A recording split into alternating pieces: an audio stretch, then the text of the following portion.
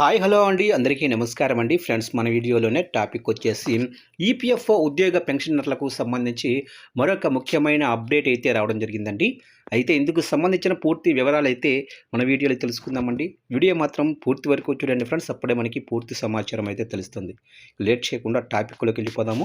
ఇక ప్రభుత్వేతర ప్రైవేటు రంగాల్లో పనిచేసే ఉద్యోగులకు పదవీ విరమణ తర్వాత ఆర్థిక భద్రత కల్పించేందుకు ఉద్యోగుల భవిష్య నిధి చాలా ఉపయోగకరంగా ఉంటుంది. ప్రతి నెల కూడా జీతంలో నుంచి కొంత మొత్తం సేవ్ అయ్యి రిటైర్మెంట్ అయిన తర్వాత ఈ మొత్తాన్ని వడ్డీ రూపంలో తిరిగి ఉద్యోగులకు అందిస్తారు. అయితే రిటైర్మెంట్కు ముందే అత్యవసరం ఏర్పడితే ఇందులో నుంచి 80% వరకు విత్డ్రా చేసుకునే అవకాశం కూడా ఉంది.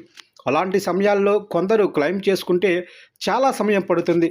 దీనిని దృష్టిలో ఉంచుకొని ఖాతాదారులు క్లెయిమ్ చేసుకున్న 20 రోజుల్లోపే డబ్బులు తమ ఖాతాల్లో జమ కావాలని కొత్త రూల్ తెచ్చారు. దీంతో ఈ రూలు ఉద్యోగులకు ప్రయోజనం ఏర్పడనుంది. ఇంతకీ ఈ రూల్ ఎలా ఉందంటే, ఇక ఈపీఎఫ్ఓ డబ్బులు విత్డ్రా చేసుకునే వారికి గుడ్ న్యూస్ అనే చెప్పవచ్చు. గతంలో ఇందులో ఉన్న డబ్బులు విత్డ్రా చేసుకోవటానికి ఆలస్యం అయ్యేది. కానీ ఇప్పుడు కొత్తగా ఈపీఎఫ్ఓ స్కీమ్లోనే పేరా 72(7) ప్రకారం ఖాతాదారులు క్లెయిమ్ చేసుకున్న తర్వాత 20 రోజుల్లోనే సెటిల్ అయ్యే అవకాశం అయితే ఉంది.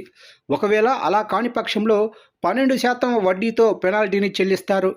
గడువులోగా క్లెయిమ్ పరిష్కారం కాకపోతే ఖాతాదారులు ఫిర్యాదు చేయవచ్చు.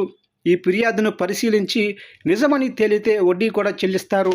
అయితే ఇక్కడ ఖాతాదారులు తమ క్లెయిమ్ చేసుకొని 20 రోజుల్లోపు చెక్ చేస్తూ ఉండాలి. అంతేకాకుండా క్లెయిమ్లో ఏదైనా లోపం ఉండి లేదా ఈకేవైసీ సమస్య, బ్యాంకు ఖాతా వివరాల్లో తప్పులు ఉంటే మాత్రం ఈ పెనాల్టీ వర్తించదు. అన్నీ సక్రమంగా ఉండి డబ్బులు జమ కాకపోతే మాత్రం ఫిర్యాదు చేసుకోవచ్చు. దీనిని ఈపీఎఫ్ వెబ్సైట్ ద్వారా ఎప్పటికప్పుడు స్టేటస్ చెక్ చేస్తూ ఉండాలి. ఖాతాదారులు క్లెయిమ్ చేసుకొని 20 రోజుల గడువు దాటినా కూడా తమ డబ్బు బ్యాంకు ఖాతాల్లో జమ కాకపోతే ఆన్లైన్లో ఫిర్యాదు చేయవచ్చు. ముందుగా ఈపీఎఫ్ ఐజీఎంఎస్ ద్వారా కంప్లైంట్ ఇవ్వాలి.